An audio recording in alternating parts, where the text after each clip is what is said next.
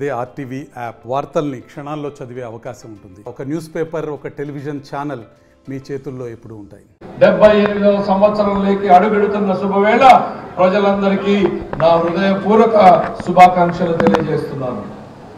మహాత్మా గాంధీ నుండి కొమరం భీం వరకు, అల్లూరి సీతారామరాజు నుండి భగత్ సింగ్ వరకు తూటాలకు తల వంచకుండా చేసిన పోరాట ఫలితమే మన స్వాతంత్రం. స్వరాజ్యం నా జన్మ హక్కు అని నినదించిన బాలగంగాధర్ తిలక్ మాటలు, తూటాలనైనా ఎదుర్కొంటాను కానీ స్వాతంత్రం కావాల్సిందే అన్న చంద్రశేఖర్ ఆజాద్ మాటలు, నన్ను చంపొచ్చు కానీ నా స్వాతంత్ర ఆకాంక్షను చంపలేరు అన్నటువంటి భగత్ సింగ్ నినాదం, నాకు మీ ఉడుకునెత్తులనివ్వండి మీకు స్వతంత్రాన్ని ఇస్తాను అన్న సుభాష్ చంద్రబోస్ చెప్పిన నినాదాలు ఈ దేశాన్ని కదిలించాయి, స్వాతంత్రోద్యమం వైపు నడిపించాయి. దాని ఫలితమే మనం అనుభవిస్తున్నటువంటి ఈ స్వేచ్ఛ స్వాతంత్రం. ఆ పూర్వీకులందరికీ మరొక్కసారి శిరస్సు వంచి హృదయపూర్వకంగా నమస్కరించుకుందాం. మన అనంతపురం జిల్లా నుండి పప్పూరి రామాచార్యులు, కైపా సుబ్రహ్మణ్య శర్మ, గుత్తి కేశవ్ పిల్లై, ఐదుకల్లి సదాశివన్, గుత్తి రామకృష్ణ, గొంది కొండప్ప శ్రేష్ఠి, జీవరత్నమ్మ, ఆదిశేషయ్య, హంపన్న వంటి ఎందరో మహానుభావులు స్వాతంత్ర పోరాటంలో పాల్గొన్నారు. ఆజాదీ కా అమృత్ మహోత్సవ్ ముగింపు ఉత్సవాల్లో భాగంగా స్వాతంత్రాన్ని సాధించి 77 సంవత్సరాలు పూర్తి చేసుకున్న సందర్భంగా కేంద్ర రాష్ట్ర ప్రభుత్వాల ఆదేశాల మేరకు నా భూమి నా దేశం అనే నినాదంతో ఆగస్టు 2వ తేదీ నుండి 13వ తేదీ వరకు వివిధ కార్యక్రమాలని విజయవంతంగా చేపట్టాం.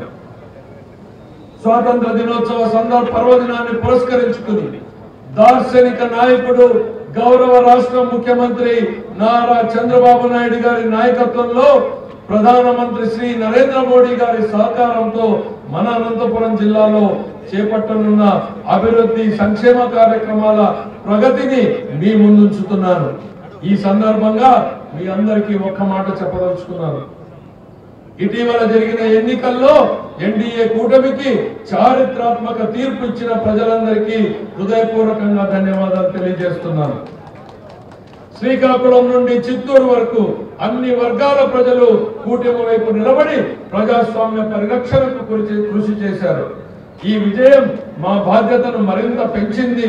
ప్రజల నమ్మకాన్ని వమ్ము చేయకుండా రాష్ట్ర అభివృద్ధి కోసం నిరంతరం కృషి చేస్తాం.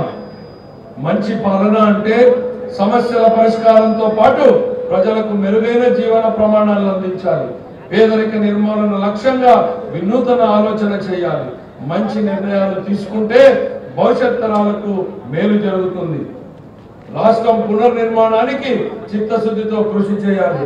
ఎప్పటికప్పుడు లక్ష్యాలను నిర్దేశించుకుని ఒక జవాబుదారీతనంతో పని చేయాల్సిన అవసరం ఉంది. అభివృద్ధి జరిగితే ఆదాయం వస్తుంది. ఒకవైపు అభివృద్ధి చేస్తూ సంక్షేమం ద్వారా ప్రజలు మెచ్చే పాలన అందించాలి. మానవతా దృష్టితో ఆలోచిస్తే సమస్యలు పరిష్కరించవచ్చు. ప్రభుత్వ ఆశయాల మేరకు పేదల సేవలో మనం అందరం అనుసంధానం కావాలి. మనమంతా కష్టపడితే 2024 నాటికి ప్రపంచంలోనే దేశం నంబర్ 1 గా నిలుస్తుంది అన్న విషయాన్ని తెలియజేస్తున్నాం. ఎన్నికల సందర్భంగా ప్రజలకు ఇచ్చిన హామీ మేరకు అధికారం చేపట్టిన తొలి రోజే mega DSC, land titling act రద్దు, ఎన్టీఆర్ భరోసా పెన్షన్ల పెంపు, అన్నా క్యాంటీన్ల పునరుద్ధరణ, నైపుణ్య గణన ఫైళ్లపై గౌరవ ముఖ్యమంత్రి వర్యులు తొలి సంతకాలు చేసి ప్రజల పట్ల తనకున్నటువంటి విశ్వసనీయతను, ఆప్యాయతను చాటుకున్నారు. అదేవిధంగా చెప్పిన మాట ప్రకారం ఉచిత ఇసుక పాలసీని మన ప్రభుత్వం అమలు చేస్తోంది. రాష్ట్ర ప్రభుత్వ కార్యక్రమాల లక్ష్య సాధనలో కార్యాచరణ వేగవంతం చేసి వివిధ ప్రజలు కార్యక్రమాల ప్రగతి సాధనకు నూతనంగా జిల్లాకు ఇచ్చేసినటువంటి యువకులు, ఉత్సాహవంతులైనటువంటి జిల్లా కలెక్టర్ ఆధ్వర్యంలో కృషి చేస్తున్న జిల్లా యంత్రాంగాన్ని మనస్ఫూర్తిగా అభినందిస్తున్నారు. ప్రజాప్రతినిధులు, అధికారులు అందరూ సమన్వయంతో పనిచేసి అనంతపురం జిల్లాను అగ్రపథంలో నిలిపేందుకు మనమందరం అంకిత భావంతో కృషి చేద్దాం. రాష్ట్ర ప్రభుత్వం అందించిన వివిధ పథకాల ఫలితాలను మేము ముందుంచదలుచుకున్నాం. సంక్షేమం, ఎన్టీఆర్ భరోసా పెన్షన్ పథకం.